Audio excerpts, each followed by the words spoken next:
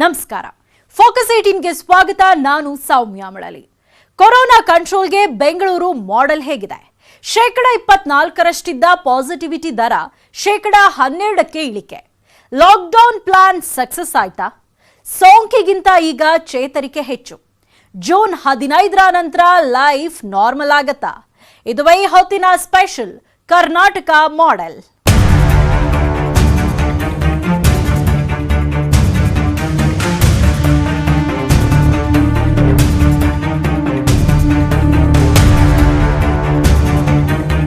ಕಳೆದ 2-3 ತಿಂಗಳಿಂದ ಅಕ್ಷರಶಃ ನರಕ ಕಣ್ಣೆದುರೇ ಪ್ರತ್ಯಕ್ಷವಾಗಿ ಬಿಟ್ಟಿತ್ತು. ಬೆಡ್ಗಾಗಿ ಪರದಾಟ, ಆಸ್ಪತ್ರೆ ಮುಂದೆಯೂ ಕ್ಯೂ, ಆಕ್ಸಿಜನ್ಗಾಗಿ ಹಾಹಾಕಾರ, ಕೊನೆಗೆ ಸ್ಮಶಾನದಲ್ಲೂ ಸಾಲು ಆಂಬ್ಯುಲೆನ್ಸ್ ಒಂದ್ ಕಡೆಯಾದ್ರೆ ಮತ್ತೊಂದು ಕಡೆ ಕುಟುಂಬಸ್ಥರನ್ನ ಕಳೆದುಕೊಂಡವರ ರೋದನೆ, ತುತ್ತು ಅನ್ನಕ್ಕಾಗಿ ಪರದಾಟ ಎರಡ ಹೀಗೆ ಎದುರಾದ ಸಾಲು ಸಂಕಷ್ಟಗಳಿಂದ ಬೆಂದು ಹೋದವರು ಲಕ್ಷಾಂತರ ಜನ. ಆದ್ರೀಗ ಕೊನೆಗೂ ಕೊರೋನಾ ತಂದಿಟ್ಟ ಈ ಎಲ್ಲ ನರಕಕ್ಕೆ ಮುಕ್ತಿ ಸಿಗೋ ಟೈಮ್ ಹತ್ತಿರ ಬಂದಿದೆ. ಸೋಂಕಿನ ಅಬ್ಬರ ಗಣನೀಯವಾಗಿ ಇಳಿಕೆಯಾಗ್ತಿದ್ದು ಮತ್ತೆ ಬದುಕು ನಾರ್ಮಲ್ ಆಗುವ ದಿನಗಳು ಬಹಳ ದೂರವಿಲ್ಲ.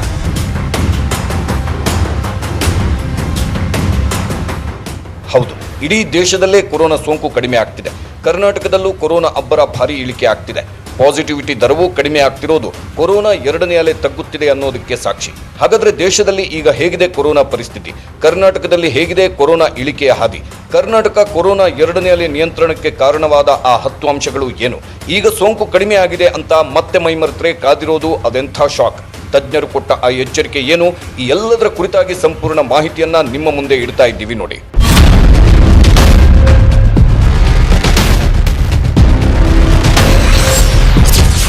ದೇಶದಲ್ಲಿ ಅರ್ಧಕ್ಕರ್ಧ ಇಳಿತು ಪಾಸಿಟಿವಿಟಿ ದರ. 9 ದಿನಗಳಿಂದ ಸೋಂಕು ಇಳಿಕೆ, ಚೇತರಿಕೆ ಏರಿಕೆ. ಕೊರೋನಾ 2ನೇ ಅಲೆ ಭಾರತವನ್ನ ಅದೆಷ್ಟು ಭೀಕರವಾಗಿ ಕಾಡ್ತು ಅಂದ್ರೆ ನಿತ್ಯದ ಕೇಸ್ 4 ಲಕ್ಷ ದಾಟ್ತಾ ಇತ್ತು. ಇಡೀ ಜಗತ್ತಿನಲ್ಲಿ ಒಂದೇ ದಿನ ಒಂದು ದೇಶದಲ್ಲಿ ಇಷ್ಟು ಪ್ರಮಾಣದ ಸೋಂಕಿತರು ಪತ್ತೆಯಾಗಿದ್ದೇ ಇಲ್ಲ. ಇನ್ನು ಸಾವಿನಲ್ಲೂ ಅಷ್ಟೇ, ದಿನದ ಗರಿಷ್ಠ ಸಾವಿನಲ್ಲೂ ಭಾರತವೇ ದಾಖಲೆ ಬರೆದಿದೆ. ಹೀಗೆ ಕೊರೋನಾ 2ನೇ ಅಲೆ ದೇಶವನ್ನ ಅಕ್ಷರಶಃ ಹಿಂಡಿ ಹಾಕ್ತು, ಜರ್ಜರಿತವಾಗುವಂತೆ ಮಾಡಿತು. ಯಾಕಂದ್ರೆ 139 ಕೋಟಿ ಜನಸಂಖ್ಯೆ ಇರುವ ಭಾರತದಲ್ಲಿ ಕೊರೋನಾ ಸಮುದಾಯ ಹಂತಕ್ಕೆ ಕಾಲಿಡ್ತು ಅಂದ್ರೆ ನಿಯಂತ್ರಿಸೋದು ಅಷ್ಟು ಸುಲಭವಲ್ಲ. ಕಂಟ್ರೋಲ್ ತಪ್ಪಿದ ಕೊರೋನಾ ಸೋಂಕನ್ನ ಮತ್ತೆ ಹತೋಟಿಗೆ ತರಬೇಕಾದ್ರೆ ಲಾಕ್ಡೌನ್ ಅನಿವಾರ್ಯವಾಗುತ್ತದೆ. ಆದ್ರೆ ಈ ಬಾರಿ ಕೇಂದ್ರ ಸರ್ಕಾರ ಲಾಕ್ಡೌನ್ ಘೋಷಿಸಲಿಲ್ಲ. ಆಯಾ ರಾಜ್ಯಗಳು ಪರಿಸ್ಥಿತಿಗೆ ಅನುಗುಣವಾಗಿ ಲಾಕ್ಡೌನ್ ಕಠಿಣ ರೂಲ್ಸ್ ಜಾರಿ ಮಾಡಬಹುದು ಅಂತ ಸೂಚನೆ ಕೊಟ್ಟಿತ್ತು. ಹೀಗಾಗಿ ರಾಜ್ಯಗಳೇ ಕೊರೋನಾ ಕಂಟ್ರೋಲ್ಗೆ ಬಿಗಿ ನಿಯಮಗಳನ್ನು ಅನುಸರಿಸಿ ಕೊನೆಗೂ ದೇಶವನ್ನ ಸೋಂಕಿನಿಂದ ಮುಕ್ತ ಮಾಡುವಲ್ಲಿ ಹಂತವಾಗಿ ಯಶಸ್ವಿ ಆಗ್ತಿವೆ. ಹೌದು, ದೇಶದಲ್ಲಿ ಈಗ ಕೊರೋನಾ ಗಣನೀಯವಾಗಿ ಇಳಿಕೆಯಾಗಿದೆ. ಮೇ 10ರಿಂದ ಮೇ 22ರ ಅವಧಿಯಲ್ಲಿ ದೇಶದ ಪಾಸಿಟಿವಿಟಿ ದರ 24.83ರಷ್ಟಿತ್ತು. ಆದರೆ ಮೇ 23ರಂದು ದಿಢೀರನೆ ಪಾಸಿಟಿವಿಟಿ ದರ ಅರ್ಧಕ್ಕರ್ಧ ಇಳಿಕೆಯಾಗಿದೆ. 12.45ರಷ್ಟು ಪಾಸಿಟಿವಿಟಿ ದರ ದಾಖಲಾಗಿದೆ.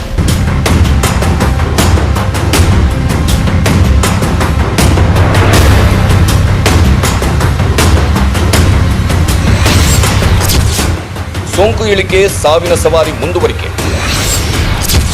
ಅತಿ ಹೆಚ್ಚು ಸಾವಲ್ಲಿ ಕರ್ನಾಟಕವೇ ದೇಶಕ್ಕೆ ನಂಬರ್ 2. ಕಳೆದ 6 ದಿನಗಳಿಂದ ಭಾರತದಲ್ಲಿ ನಿತ್ಯ 3 ಲಕ್ಷಕ್ಕಿಂತ ಕಡಿಮೆ ಕೇಸ್ ಪತ್ತೆಯಾಗ್ತಿದೆ. ಭಾನುವಾರ 2.5 ಲಕ್ಷಕ್ಕಿಂತಲೂ ಕಡಿಮೆ ಸೋಂಕಿತರು ಪತ್ತೆಯಾಗಿದ್ದಾರೆ. ಆದರೆ ಸಾವಿನ ಸಂಖ್ಯೆ ಮಾತ್ರ ದೊಡ್ಡ ಪ್ರಮಾಣದಲ್ಲಿ ಕಡಿಮೆ ಆಗ್ತಿಲ್ಲ ಅನ್ನೋದು ಆತಂಕಕ್ಕೆ ಕಾರಣವಾಗಿದೆ. ಸದ್ಯಕ್ಕೆ ಸಮಾಧಾನದ ವಿಚಾರ ಅಂದ್ರೆ ಕೊರೋನಾ ಸೋಂಕು ದೇಶದಲ್ಲಿ ಇಳಿಕೆ ಆಗ್ತಿದೆ ಎಂಬುದು ಮಾತ್ರ. ಸಾವಿನ ಸಂಖ್ಯೆ ಇನ್ನೂ ಇಳಿಕೆ ಆಗಿಲ್ಲ. ಮೇ 15ರಿಂದ ಈಚೆಗೆ ದೇಶದಲ್ಲಿ 30,000 ಜನ ಕೊರೋನಾಗೆ ಬಲಿಯಾಗಿದ್ದಾರೆ. ದೇಶದಲ್ಲಿ ಅತಿ ಹೆಚ್ಚು ಕೊರೋನಾಗೆ ಬಲಿಯಾಗಿರೋದು, ಈಗ ಬಲಿಯಾಗ್ತಿರೋದು 6 ರಾಜ್ಯಗಳಲ್ಲಿ. ಆ ಟಾಪ್ 6 ರಾಜ್ಯಗಳ ಲಿಸ್ಟ್ ನಲ್ಲಿ ಮಹಾರಾಷ್ಟ್ರ ನಂಬರ್ 1 ಸ್ಥಾನದಲ್ಲಿದ್ರೆ, ಕರ್ನಾಟಕ ನಂಬರ್ 2 ಸ್ಥಾನದಲ್ಲಿ, ನಂತರ ತಮಿಳುನಾಡು, ಉತ್ತರ ಪ್ರದೇಶ, ಪಂಜಾಬ್, ದೆಹಲಿ ಕ್ರಮವಾಗಿ ಇದೆ. ನೋಡುತ್ತಲ್ಲ, ಸೋಂಕು ಕಡಿಮೆ ಆಗ್ತಿದ್ರು ಸಾವಿನ ಸವಾರಿ ಮಾತ್ರ ಇನ್ನೂ ಎಷ್ಟು ಭೀಕರವಾಗಿದೆ ಮತ್ತು ನಮ್ಮ ಕರ್ನಾಟಕದಲ್ಲೂ ಎಷ್ಟು ಹೆಚ್ಚಿದೆ ಅಂತ. ಹಾಗಾಗಿ ಮುನ್ನೆಚ್ಚರಿಕೆ ಮಾತ್ರ ಮರೆಯಬೇಡಿ. ಯಾಕಂದ್ರೆ ಸೋಂಕು ಕಡಿಮೆ ಆಗಿದೆ ಅಷ್ಟೇ, ಸಾವಿನ ಅಬ್ಬರ ಇನ್ನೂ ಕಡಿಮೆ ಆಗಿಲ್ಲ.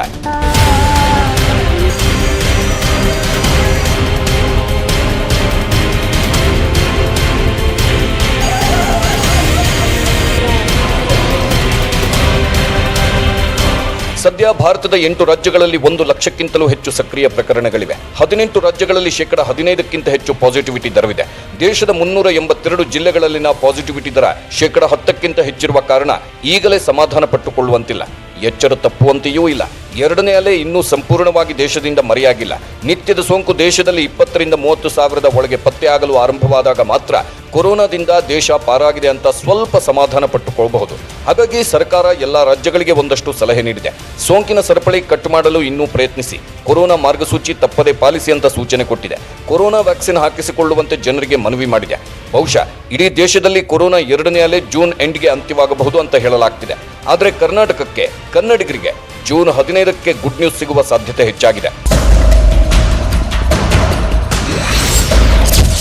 ಕರ್ನಾಟಕದಲ್ಲಿ ಕಡಿಮೆ ಆಗ್ತಿದೆ ಕೊರೋನಾ ಅಬ್ಬರ. ಸೋಂಕಿಗಿಂತ ಚೇತರಿಕೆ ಹೆಚ್ಚು, ಸಕ್ರಿಯ ಕೇಸ್ ಇಳಿಕೆ.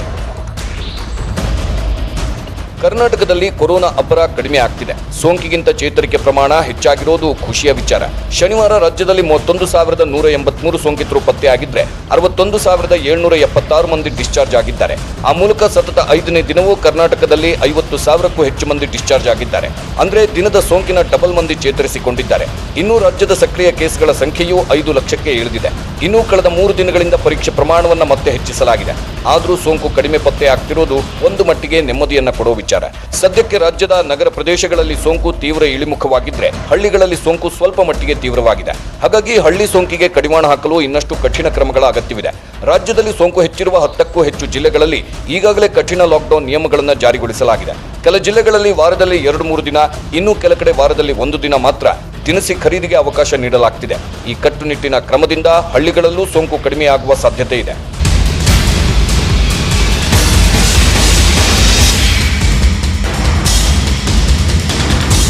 ಸೋಂಕು ಕಡಿಮೆಯಾಗಿದೆ ಅಂತ ಮೈಮರೆಯಬೇಡಿ. ಸಂಪೂರ್ಣವಾಗಿ ಕರ್ನಾಟಕ ಕೊರೋನಾದಿಂದ ಬಚಾವಾಗಿಲ್ಲ ಅಂತ ತಜ್ಞರು ಎಚ್ಚರಿಕೆ ಕೊಟ್ಟಿದ್ದಾರೆ. ಹಾಗಾದ್ರೆ ತಜ್ಞರು ರಾಜ್ಯಕ್ಕೆ ಕೊಟ್ಟಿರುವ ಆ ಎಚ್ಚರಿಕೆಗಳು ಏನು ಅನ್ನೋದನ್ನ ಮೊದಲು ನೋಡೋಣ.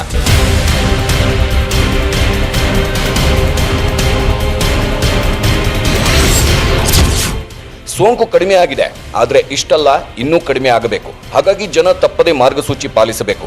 ಸರ್ಕಾರ ಪರೀಕ್ಷೆ ಪ್ರಮಾಣ ಹೆಚ್ಚಿಸಬೇಕು. ಗ್ರಾಮೀಣ ಭಾಗಗಳಿಗೆ ಹೆಚ್ಚಿನ ಆದ್ಯತೆ ನೀಡುವ ಅವಶ್ಯಕತೆ ಇದೆ.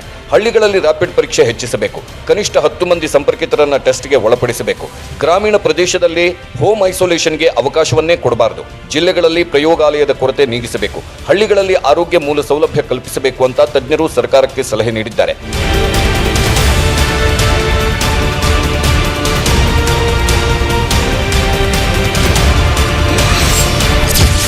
ಬೆಂಗಳೂರಲ್ಲಿ ಕಡಿಮೆ ಆಗ್ತಿದೆ ಎರಡನೇ ಅಲೆ ತೀವ್ರತೆ. ಜೂನ್ 15ರ ನಂತರ ನಿಯಂತ್ರಣಕ್ಕೆ ಬರುತ್ತಾ ಕೊರೋನಾ. ಕರ್ನಾಟಕದಲ್ಲಿ ಸೋಂಕು ಇಳಿಮುಖವಾಗಿದೆ ನಿಜ, ಆದರೆ ಸಮಾಧಾನ ಪಟ್ಟುಕೊಳ್ಳುವಂತಿಲ್ಲ. ಯಾಕಂದ್ರೆ 90% ಸೋಂಕು ಇಳಿಮುಖವಾಗಿರೋದು ಬೆಂಗಳೂರಲ್ಲಿ ಮಾತ್ರ. ಜಿಲ್ಲೆಗಳಲ್ಲಿ 10% ಸೋಂಕು ಇಳಿಕೆಯಾಗಿದೆ ಅಷ್ಟೇ. ಹೌದು, ಬೆಂಗಳೂರು ಸದ್ಯ ಕೊರೋನಾ ಸಂಕೋಲೆಯಿಂದ ಬಹುತೇಕ ಬಿಡುಗಡೆ ಆಗ್ತಿದ್ರು ಜಿಲ್ಲೆಗಳಲ್ಲಿ ಸೋಂಕು ಹೇಳಿಕೊಳ್ಳುವ ಮಟ್ಟಕ್ಕೆ ಕಡಿಮೆ ಆಗಿಲ್ಲ. ಸದ್ಯ ರಾಜ್ಯದಲ್ಲಿ ವರದಿಯಾಗ್ತಿರುವ ನಿತ್ಯ ಕೊರೋನಾ ಸೋಂಕಿನಲ್ಲಿ ಬೆಂಗಳೂರು ಪಾಲು ದಿನೇ ದಿನೇ ಕಡಿಮೆ ಆಗ್ತಿದೆ. ಎರಡನೇ ಅಲೆ ತೀವ್ರವಾಗಿದ್ದ ಟೈಮ್ನಲ್ಲಿ ರಾಜ್ಯದ ಒಟ್ಟಾರೆ ಸೋಂಕಿನಲ್ಲಿ ಬೆಂಗಳೂರಿನ ಪಾಲು 70%ಇದ್ರೆ ಜಿಲ್ಲೆಗಳ ಪಾಲು 30% ಇರ್ತಾ ಇತ್ತು.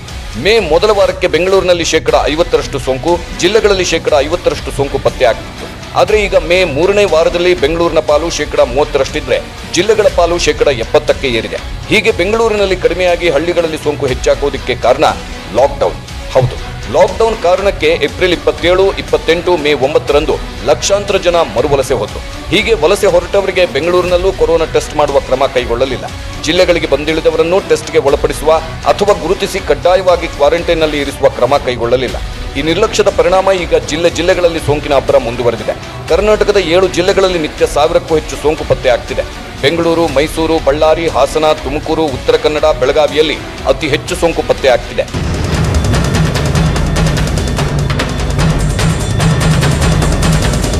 ಸದ್ಯ ಈಗ ಸೋಂಕು ಹೆಚ್ಚಿರುವ ಜಿಲ್ಲೆಗಳಲ್ಲಿ ಕಠಿಣ ರೂಲ್ಸ್ ಜಾರಿಯಾಗಿರೋದ್ರಿಂದ ಇನ್ನೂ ಕೆಲವೇ ದಿನಗಳಲ್ಲಿ ಸೋಂಕಿನ ಅಬ್ಬರ ಇಳಿಬಹುದು. ಕೆಲ ಜಿಲ್ಲೆಗಳಲ್ಲಿ ಆಲ್ರೆಡಿ ಸೋಂಕು ಕಡಿಮೆ ಆಗ್ತಿದೆ. ಕರ್ನಾಟಕದಲ್ಲಿ ಕಳೆದ 4 ದಿನಗಳಲ್ಲಿ 1,72,000ಕ್ಕೂ ಹೆಚ್ಚು ಮಂದಿ ಚೇತರಿಸಿಕೊಂಡಿದ್ದಾರೆ. ಆದರೆ ಮರಣ ಪ್ರಮಾಣ 400ರಿಂದ ಕೆಳಗೆ ಇಳಿತಾನೇ ಇಲ್ಲ. ಅದರಲ್ಲೂ ಯುವ ಸಮುದಾಯ ಹೆಚ್ಚು ಕೊರೋನಾಗೆ ಬಲಿಯಾಗಿದೆ. ಹೌದು, ಕಳೆದ 2 ತಿಂಗಳಲ್ಲಿ 20 ರಿಂದ 49 ವರ್ಷದೊಳಗಿನ 2,500 ಯುವಕರು ಸಾವನ್ನಪ್ಪಿದ್ದಾರೆ. ಅಷ್ಟೇ ಅಲ್ಲ, ಕಳೆದ 2 ತಿಂಗಳಲ್ಲಿ ರಾಜ್ಯದ 8.57 ಲಕ್ಷ ಯುವಕರಿಗೆ ಕೊರೋನಾ ದೃಢಪಟ್ಟಿದೆ. ಹೀಗೆ ಕರ್ನಾಟಕದಲ್ಲಿ ಕೊರೋನಾಗೆ ಅತಿ ಹೆಚ್ಚು ಯುವಕರು ಬಲಿಯಾಗಲು ಮತ್ತು ಕೊರೋನಾ ಅಂಟಿಸಿಕೊಳ್ಳಲು ಕಾರಣ ನಿರ್ಲಕ್ಷ್ಯ. ಕೊರೋನಾ ಬಗೆಗಿನ ನಿರ್ಲಕ್ಷ್ಯ, ಸೋಂಕು ಬಂದ ಮೇಲೆ ಏನಾಗಲ್ಲ ಎಂಬ ಉದ್ದಟತನವೇ ಅತಿ ಹೆಚ್ಚು ಯುವಕರನ್ನ ಸಾವಿನ ದವಡೆಗೆ ನೂಕಿದೆ.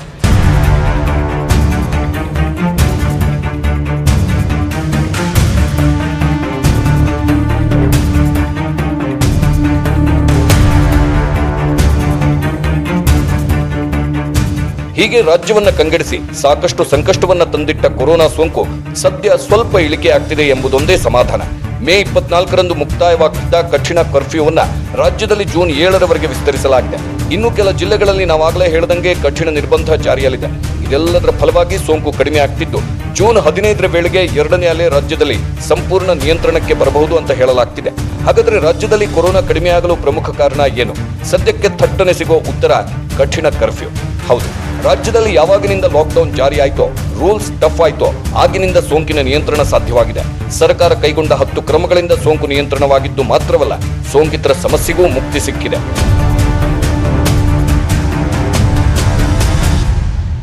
ಕೊರೋನಾ 2ನೇ ಅಲೆ ಭೀಕರತೆಗೆ ತತ್ತರಿಸಿದ ಕರ್ನಾಟಕದಲ್ಲಿ ಈಗ ಸೋಂಕು ಕಡಿಮೆಯಾಗ್ತಾ ಇದೆ. ಹಾಗಾದ್ರೆ ಸೋಂಕು ಇಳಿಯೋದಕ್ಕೆ ಕಾರಣವಾದ ಆ 10 ಕ್ರಮಗಳೇನು? ಕೊರೋನಾ ತಗ್ಗಿಸಲು ಕಾರಣವಾದ ಕರ್ನಾಟಕದ ಮಾಡೆಲ್ನಲ್ಲಿ ಯಾವ್ಯಾವ ಅಂಶಗಳಿವೆ? ಆ ಕುರಿತು ಮಾಹಿತಿ ನೀಡ್ತೀವಿ ಬ್ರೇಕ್ನ ನಂತರ. ಕೊರೋನಾ ಸೋಂಕನ್ನ ಮತ್ತೆ ಕಡಿಮೆ ಮಾಡಲು ಸಾಕಷ್ಟು ಹೊಸ ಕ್ರಮಗಳನ್ನ ಕರ್ನಾಟಕದಲ್ಲಿ ಪ್ರಯೋಗಿಸಲಾಗಿದೆ. ಸರ್ಕಾರ ಜಾರಿಗೆ ತಂದ ಕೆಲ ಕಠಿಣ ಕ್ರಮಗಳು ಮತ್ತು ಒಂದಷ್ಟು ಬದಲಾವಣೆಗಳು ಸೋಂಕು ಇಳಿಮುಖವಾಗಲು ಕಾರಣ. ಆ 10 ಕ್ರಮಗಳ ಮಾಹಿತಿ ನಿಮ್ಮ ಮುಂದೆ. ಕಟ್ಟುನಿಟ್ಟಿನ ಲಾಕ್ಡೌನ್, ದಂಡ, ವಾಹನ ಸೀಸ್. ರಾಜ್ಯದಲ್ಲಿ ಮೇ 10ರಿಂದ ಕಠಿಣ ಕರ್ಫ್ಯೂ ಜಾರಿಯಲ್ಲಿದೆ. ಹೀಗೆ ಕಠಿಣ ಕರ್ಫ್ಯೂ ಜಾರಿಯಾದ ಬಳಿಕ ಕರ್ನಾಟಕದಲ್ಲಿ ರಾಕೆಟ್ ವೇಗದಲ್ಲೂ ಏರಿಕೆಯಾಗ್ತಿದ್ದ ಸೋಂಕು ಹಂತವಾಗಿ ಹತೋಟಿಗೆ ಬರ್ತಿದೆ. ಮುಖ್ಯವಾಗಿ ಬೆಂಗಳೂರಲ್ಲಿ ಕಠಿಣ ಕರ್ಫ್ಯೂ ಸಾಕಷ್ಟು ವರ್ಕೌಟ್ ಆಗಿದೆ. ಜನರೇ ಮುನ್ನೆಚ್ಚರಿಕೆ ವಹಿಸಿ ಸುಮ್ಮನೆ ಓಡಾಡಬೇಡಿ ಅಂತ ಎಷ್ಟೇ ಎಚ್ಚರಿಕೆ ಕೊಟ್ಟರು ಜನರು ಎಚ್ಚೆತ್ತುಕೊಳ್ಳಲಿಲ್ಲ. ಹೀಗಾಗಿ ಸೋಂಕು ಹೆಚ್ಚಾಯಿತು. ಲಾಕ್ಡೌನ್ ಅನಿವಾರ್ಯವಾಯಿತು. ಬರೀ ಲಾಕ್ಡೌನ್ ಅಂದ್ರೂ ಜನರು ಸುಮ್ಮನೆ ಕೂರಲಿಲ್ಲ. ಅನಗತ್ಯವಾಗಿ ತಿರುಗಾಟ ನಡೆಯುತ್ತಲೇ ಇತ್ತು. ಯಾವಾಗ ಪೊಲೀಸರು ರಸ್ತೆಗಿಳಿದು ಸುಮ್ಮನೆ ನೆಪ ಹೇಳ್ಕೊಂಡು ಓಡಾಡೋರಿಗೆ ಲಾಠಿ ರುಚಿ, ಗಾಡಿ ಸೀಸ್, ದಂಡದ ಬಿಸಿ ಮುಟ್ಟಿಸಿದ್ರೋ ಆ ಬಳಿಕ ಜನರ ಓಡಾಟಕ್ಕೆ ಬ್ರೇಕ್ ಬಿತ್ತು. NDMA ಆಕ್ಟ್ ನಡಿ FIR ದಾಖಲು ಮಾಡಲಾಯಿತು. NDMA ನಡಿ FIR ದಾಖಲಾದ್ರೆ 2 ರಿಂದ 3 ತಿಂಗಳು ವಾಹನ ಸಿಗಲ್ಲ. ಲಾಕ್ಡೌನ್ ಮುಗಿದ ಮೇಲೆ ಕೋರ್ಟ್ ಅನುಮತಿ ಪಡೆದು ದಂಡ ಕಟ್ಟಬೇಕು. ಹೀಗೆ ಲಾಕ್ಡೌನ್ ನಲ್ಲಿ ಬೇಕಾಬಿಟ್ಟಿ ವಾಹನದಲ್ಲಿ ಓಡಾಡುತ್ತಿರುವವರಿಗೆ ಪೊಲೀಸರು ಬಿಸಿ ಮುಟ್ಟಿಸಿದ ಮೇಲೆ ಅನಗತ್ಯ ತಿರುಗಾಟಕ್ಕೆ ಬ್ರೇಕ್ ಬಿದ್ದಿದೆ. ಪರಿಣಾಮ ಸೋಂಕು ಗಮನಾರ್ಹವಾಗಿ ಇಳಿಕೆಯಾಗಿದೆ.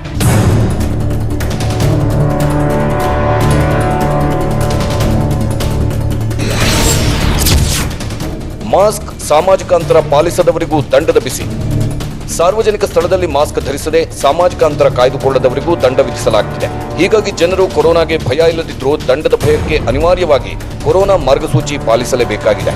ಕರ್ನಾಟಕದಲ್ಲೂ ಈ ರೀತಿಯ ಬಿಗಿ ಕ್ರಮಗಳನ್ನು ಪಾಲಿಸಿದ ಪರಿಣಾಮ ತಕ್ಕ ಮಟ್ಟಿಗೆ ಸೋಂಕು ಹತೋಟಿಗೆ ಬರ್ತಿದೆ. ನಿಯಮ ಉಲ್ಲಂಘಿಸಿದ ಅಂಗಡಿಗಳ ಮೇಲೆ ಕೇಸ್. ಲಾಕ್ಡೌನ್ ನಿಯಮ ಉಲ್ಲಂಘಿಸಿದ ಅಂಗಡಿಗಳ ಮೇಲೆಯೂ ಕೇಸ್ ಹಾಕಲಾಗ್ತಿದೆ. ಅಂಗಡಿಗಳಲ್ಲಿ ಸಾಮಾಜಿಕ ಅಂತರ ಪಾಲಿಸುವಂತೆ ನೋಡಿಕೊಳ್ಳೋದು ಆಯಾ ಮಾಲೀಕರ ಕರ್ತವ್ಯ. ಇನ್ನು ನಿಗದಿತ ಸಮಯದೊಳಗಡೆ ಅಂಗಡಿ ಮುಚ್ಚದೇ ಇರುವವರ ಸಂಖ್ಯೆಯೂ ಬಹಳಷ್ಟಿತ್ತು. ಯಾವಾಗ ಎಚ್ಚರಿಕೆಗೆ ಅಂಗಡಿ ಮಾಲೀಕರು ಬಗಲಿಲ್ವೋ ಆಗ ಕೇಸ್ ಹಾಕುವ ನಿರ್ಧಾರ ಕೈಗೊಳ್ಳಲಾಯಿತು. ಹೀಗಾಗಿ ಅಂಗಡಿಗಳ ಮುಂದೆ ಜನಸಂದಣಿ, ಅವಧಿ ಮುಗಿದ ನಂತರವೂ ವಸ್ತುಗಳ ಮಾರಾಟ ನಿಲ್ತು.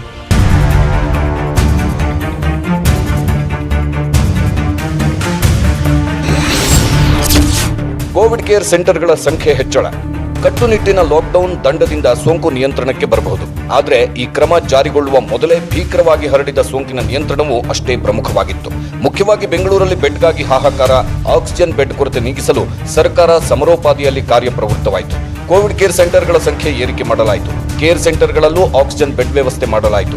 ಬೆಂಗಳೂರಿನಲ್ಲಿ 58 ಕೋವಿಡ್ ಕೇರ್ ಸೆಂಟರ್ಗಳಿದ್ದು 3218 ಬೆಡ್ಗಳಿವೆ. ಗ್ರಾಮೀಣ ಪ್ರದೇಶದಲ್ಲಿ ಸೋಂಕು ಹೆಚ್ಚಾದ ಬಳಿಕ ಜಿಲ್ಲೆ, ತಾಲೂಕುಗಳಲ್ಲೂ ಕೋವಿಡ್ ಕೇರ್ ಸೆಂಟರ್ಗಳನ್ನು ತೆರೆಯಲಾಗಿದೆ. ಆಕ್ಸಿಜನ್ ಪೂರೈಕೆ ಹೆಚ್ಚಳ, ಶವ ಸಂಸ್ಕಾರದ ಪರದಾಟಕ್ಕೂ ಮುಕ್ತಿ. ಕೊರೋನಾ 2ನೇ ಅಲೆಯನ್ನ ಭೀಕರವಾಗಿಸಿದ್ದು ಆಕ್ಸಿಜನ್ ಅವಶ್ಯಕತೆ ಮತ್ತು ಬೇಡಿಕೆಗೆ ತಕ್ಕಷ್ಟು ಸಿಗದ ವ್ಯವಸ್ಥೆ. ಅದರಲ್ಲೂ ಬೆಂಗಳೂರಲ್ಲಿ ಆಕ್ಸಿಜನ್ಗೆ ಹಾಹಾಕಾರ ತಾರಕಕ್ಕೆ ಏರಿತ್ತು. ಕೊನೆಗೂ ಹೈಕೋರ್ಟ್ ಬೀಸಿದ ಚಾಟಿ ಏಟಿನಿಂದ ಕರ್ನಾಟಕದ ಆಕ್ಸಿಜನ್ ಕೋಟ 830ರಿಂದ 1050 ಟನ್ಗೆ ಏರಿಕೆಯಾಯಿತು. ಲಭ್ಯವಾದ ಆಕ್ಸಿಜನ್ ಅನ್ನ ಸಮರ್ಪಕ ರೀತಿಯಲ್ಲಿ ಬಳಸಲು ಸಾಕಷ್ಟು ಕ್ರಮ ಕೈಗೊಳ್ಳಲಾಯಿತು. ಆಕ್ಸಿಜನ್ ಬೆಡ್ ಸಂಖ್ಯೆ, ಆಕ್ಸಿಜನ್ ಪ್ಲಾಂಟ್, ಹೀಗೆ ಆಕ್ಸಿಜನ್ ಹಾಹಾಕಾರ ತಗ್ಗಿಸಲು ಸಾಕಷ್ಟು ಕ್ರಮಗಳನ್ನು ಕೈಗೊಂಡು ಸೋಂಕಿನ ಭೀಕರತೆಯನ್ನು ಕಡಿಮೆ ಮಾಡುವಲ್ಲಿ ಈಗ ಸರ್ಕಾರ ಯಶಸ್ವಿಯಾಗಿದೆ. ಇನ್ನು ಶವ ಸಂಸ್ಕಾರಕ್ಕೂ ಪರದಾಟ ಹೆಚ್ಚಾದ ಹಿನ್ನೆಲೆಯಲ್ಲಿ ಶವ ಸಂಸ್ಕಾರಕ್ಕೆ ಜಾಗ ಹುಡುಕಿ ಅಲ್ಲೂ ಅವಕಾಶ ಮಾಡಿಕೊಡಲಾಯಿತು. ಹೋಮ್ ಐಸೋಲೇಷನ್ ಮೇಲೆ ನಿಗಾ, CCC ದಾಖಲು ಕಡ್ಡಾಯ. ಕರ್ನಾಟಕದಲ್ಲಿ ಕೊರೋನಾ ಸೋಂಕು ಕಂಟ್ರೋಲ್ ತಪ್ಪಲು ಕಾರಣವಾದ ಒಂದಷ್ಟು ಅಂಶಗಳಲ್ಲಿ ಹೋಮ್ ಐಸೋಲೇಷನ್ ಕೂಡ ಒಂದು. ಹೋಮ್ ಐಸೋಲೇಷನ್ಗೆ ಹೆಚ್ಚು ಒತ್ತು ಕೊಟ್ಟ ಕಾರಣ ಒಬ್ಬರಿಂದ ಕುಟುಂಬಸ್ಥರಿಗೆಲ್ಲ ಸೋಂಕು ಹರಡುತ್ತಾ ಹೋಯಿತು. ಕೊನೆಗೂ ಈ ಎಡವಟ್ಟು ಮನವರಿಕೆಯಾದ ಬಳಿಕ ಎಚ್ಚೆತ್ತುಕೊಂಡ ಸರ್ಕಾರ ಹೋಮ್ ಐಸೋಲೇಷನ್ನಲ್ಲಿರುವವರ ಮೇಲೆ ನಿಗಾ ಇಡಲು ಕ್ರಮ ಕೈಗೊಳ್ಳಿತು. ಸದ್ಯ ರಾಜ್ಯ ಸರ್ಕಾರ ಸೋಂಕಿತರು ಕೋವಿಡ್ ಕೇರ್ ಸೆಂಟರ್ನಲ್ಲೇ ಕ್ವಾರಂಟೈನ್ಗೆ ಒಳಗಾಗಬೇಕು ಅಂತ ಕಟ್ಟುನಿಟ್ಟಿನ ಸೂಚನೆ ಹೊರಡಿಸಿದೆ. ಮನೆ ಆರೈಕೆಯಲ್ಲಿರಬೇಕಾದ್ರೆ ಪ್ರತ್ಯೇಕ ಕೊಠಡಿ, ಪ್ರತ್ಯೇಕ ಶೌಚಾಲಯ, ಗಾಳಿ ಬೆಳಕಿನ ವ್ಯವಸ್ಥೆ, ಮನೆಯಲ್ಲಿ ಬೇರೆ ಅನಾರೋಗ್ಯದಿಂದ ಬಳಲುತ್ತಿರುವವರು ಇರಕೂಡದು. ಈ ಎಲ್ಲ ವ್ಯವಸ್ಥೆಗಳಲ್ಲಿ ಒಂದು ನಿರ್ದಿಷ್ಟ ವ್ಯವಸ್ಥೆ ಇಲ್ಲದಿದ್ರೂ ಅಂತಹ ಸೋಂಕಿತರನ್ನ ಕೋವಿಡ್ ಆರೈಕೆ ಕೇಂದ್ರಕ್ಕೆ ದಾಖಲು ಮಾಡಬೇಕು ಅಂತ ಆದೇಶ ಹೊರಡಿಸಲಾಗಿದೆ. ಸರ್ಕಾರ ಹೀಗೆ ಹೋಮ್ ಐಸೋಲೇಷನ್ ನಿಯಮ ಬಿಗಿಗೊಳಿಸಲು ಕಾರಣವೂ ಇದೆ. ಮೇ ತಿಂಗಳಲ್ಲಿ ಬೆಂಗಳೂರಲ್ಲಿ ಹೋಮ್ ಐಸೋಲೇಷನ್ನಲ್ಲಿದ್ದ ಸುಮಾರು 778 ಸೋಂಕಿತರು ಕೊರೋನಾಗೆ ಬಲಿಯಾಗಿದ್ದಾರೆ. ಸೌಮ್ಯ ಲಕ್ಷಣ ಇದ್ದ ಸೋಂಕಿತರು ಕೂಡ ಹೋಮ್ ಐಸೋಲೇಷನ್ನಲ್ಲಿ ಮೃತಪಟ್ಟಿದ್ದಾರೆ. ಹೀಗಾಗಿ ಈಗ ಹೋಮ್ ಐಸೋಲೇಷನ್ ನಿಯಮಗಳನ್ನು ಬಿಗಿಗೊಳಿಸಲಾಗಿದೆ. ಟ್ರಯಾಸ್ ಸೆಂಟರ್ಗಳ ಆರಂಭ. ಅನಗತ್ಯವಾಗಿ ಆಸ್ಪತ್ರೆಯಲ್ಲಿ ದಾಖಲಾಗುವುದನ್ನು ತಪ್ಪಿಸಲು ಬೆಂಗಳೂರಲ್ಲಿ ಟ್ರಯಾಸ್ ಸೆಂಟರ್ಗಳನ್ನು ಆರಂಭಿಸಲಾಗಿದೆ. ಸೋಂಕಿತರು ತಮ್ಮ ವಾರ್ಡ್ಗಳಲ್ಲಿ ಇರುವ ಟ್ರಯಾಸ್ ಸೆಂಟರ್ಗಳಲ್ಲಿ ಆರೋಗ್ಯ ಪರೀಕ್ಷೆಗೆ ಒಳಪಡಬೇಕು. ಇಲ್ಲಿ ಸೋಂಕಿತರನ್ನು ಪರೀಕ್ಷೆ ಮಾಡುವ ವೈದ್ಯರು ಆಸ್ಪತ್ರೆಗೆ ದಾಖಲಾಗಲು ಸೂಚಿಸಿದರೆ ಮಾತ್ರ ಆಸ್ಪತ್ರೆಗೆ ದಾಖಲು ಮಾಡುವ ವ್ಯವಸ್ಥೆ ಮಾಡಲಾಗಿದೆ. ಮನೆ ಮನೆ ಸಮೀಕ್ಷೆ, ಕೊರೋನಾ ಪತ್ತೆ ಪರೀಕ್ಷೆ.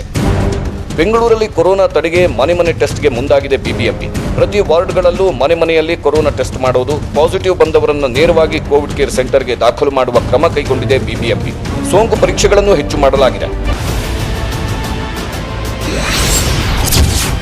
ಟೆಲಿಮೆಡಿಸಿನ್ ಸೇವೆ 9.76 ಲಕ್ಷ ಜನರಿಗೆ ಸಹಾಯ.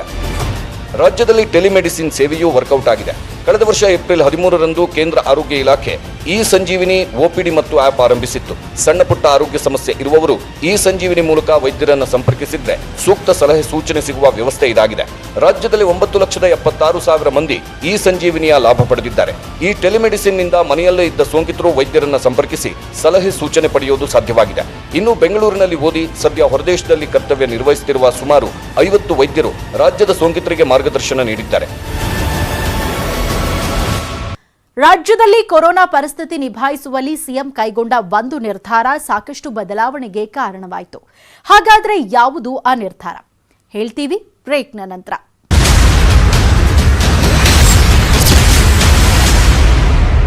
ಕೊರೋನಾ ಕಂಟ್ರೋಲ್ ತಪ್ಪಿ ಆರೋಗ್ಯ ವ್ಯವಸ್ಥೆ ಬುಡಮೇಲಾದ ಸಮಯದಲ್ಲಿ ಸಿಎಂ ತೆಗೆದುಕೊಂಡ ಒಂದು ಕ್ರಮ ಸೋಂಕಿನ ಭೀಕರತೆಯನ್ನ ತಗ್ಗಿಸಿದೆ.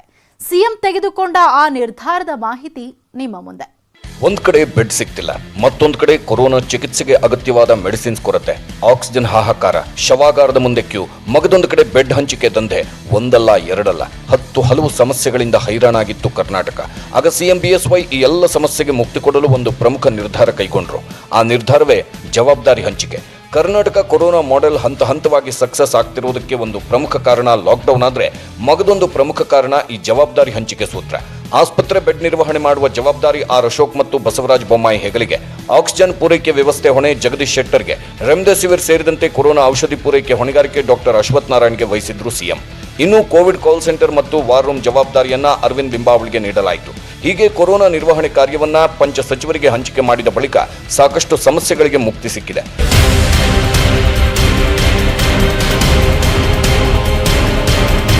ಇನ್ನು ಲಾಕ್ಡೌನ್ನಿಂದ ಸೋಂಕು ಇಳಿಮುಖವಾಗಿದ್ದರ ಜೊತೆಗೆ ಚೈನ್ ಲಿಂಕ್ಗೂ ಬ್ರೇಕ್ ಬಿದ್ದಿದೆ. ಚಿಕಿತ್ಸೆ ಮೂಲಸೌಕರ್ಯ ಹೆಚ್ಚಿಸಲು ಅವಕಾಶ ಸಿಕ್ಕಿದೆ. ಕೋವಿಡ್ ಕಾರ್ಯಪಡೆಯು ಯಶಸ್ವಿಯಾಗಿ ಕಾರ್ಯನಿರ್ವಹಿಸಿದೆ. ಲಾಕ್ಡೌನ್ ಜಾರಿಯಾದ ನಂತರ ಆಸ್ಪತ್ರೆ ಬೆಡ್ ಮತ್ತು ಆಕ್ಸಿಜನ್ ಸಮಸ್ಯೆ ಕಡಿಮೆಯಾಗಿದೆ. ಖಾಸಗಿ ಆಸ್ಪತ್ರೆಗಳ ಬೆಡ್ ಹೆಚ್ಚಳವಾಗಿದೆ. ಸರ್ಕಾರಿ ಆಸ್ಪತ್ರೆ ಮೂಲಸೌಕರ್ಯ ಉತ್ತಮವಾಗಿದೆ. ರೆಮ್ಡೆಸಿವಿರ್ ಕೊರತೆ ಹೆಚ್ಚಾಗಿ ಕಾಡುತ್ತಿಲ್ಲ. ಶವ ಸಂಸ್ಕಾರಕ್ಕೂ ಪರದಾಟ ಈಗಿಲ್ಲ. ICU ವೆಂಟಿಲೇಟರ್ ಬೆಡ್ಗಳ ಹೆಚ್ಚಳವಾಗಿದೆ. ಹೀಗೆ ಲಾಕ್ಡೌನ್ ಮತ್ತು ಪಂಚ ಸಚಿವರಿಗೆ ಜವಾಬ್ದಾರಿ ನೀಡಿದ ಬಳಿಕ ರಾಜ್ಯದಲ್ಲಿ ಕೋವಿಡ್ ನಿರ್ವಹಣೆ ಕಾರ್ಯ ಸಾಕಷ್ಟು ಸುಧಾರಣೆಯಾಗಿದೆ. ಜೊತೆಗೆ ಸೋಂಕಿನ ಅಬ್ಬರವೂ ಇಳಿಕೆಯಾಗಿದೆ. ಜಿಲ್ಲೆಗಳಲ್ಲೂ ಕಠಿಣ ಲಾಕ್ಡೌನ್ ಪರಿಣಾಮ ಸೋಂಕು ಕಂಟ್ರೋಲ್ಗೆ ಬರ್ತಿದೆ. ಹೀಗೆ ಕೊರೋನಾ ಅಬ್ಬರ ಕಡಿಮೆ ಮಾಡುವಲ್ಲಿ ಸರ್ಕಾರ ಸಮರೋಪಾದಿಯಲ್ಲಿ ಕೆಲಸ ಮಾಡಿದ್ದರಿಂದ ಇನ್ನೇನು ಕೆಲವೇ ದಿನಗಳಲ್ಲಿ 2ನೇ ಅಲೆ ಹತೋಟಿಗೆ ಬರೋದು ಪಕ್ಕ.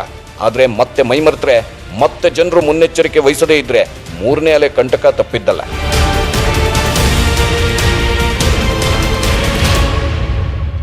ಸೋಂಕು ಕಂಟ್ರೋಲ್ ತಪ್ಪಿದ ನಂತರ ಎಚ್ಚೆತ್ತುಕೊಂಡ ಸರ್ಕಾರ ಸಮರೋಪಾದಿಯಲ್ಲಿ ಕೆಲಸ ಮಾಡಿತು. ಹಾಗಾಗಿ ಈಗ ಸೋಂಕು ಕಡಿಮೆಯಾಗ್ತಾ ಇದೆ. ಜೂನ್ 15ರ ನಂತರ 2ನೇ ಅಲೆ ಕಂಟ್ರೋಲಿಗೆ ಬರುವ ಸಾಧ್ಯತೆ ಇದೆ. ಇದಾಗಿತ್ತು ಈ ಹೊತ್ತಿನ ಫೋಕಸ್ 18. ನೋಡ್ತಾ ಇರಿ ನ್ಯೂಸ್ 18 ಕನ್ನಡ. ಜಾಲ ನಮ್ಮದು, ಬಲ ನಿಮ್ಮದು.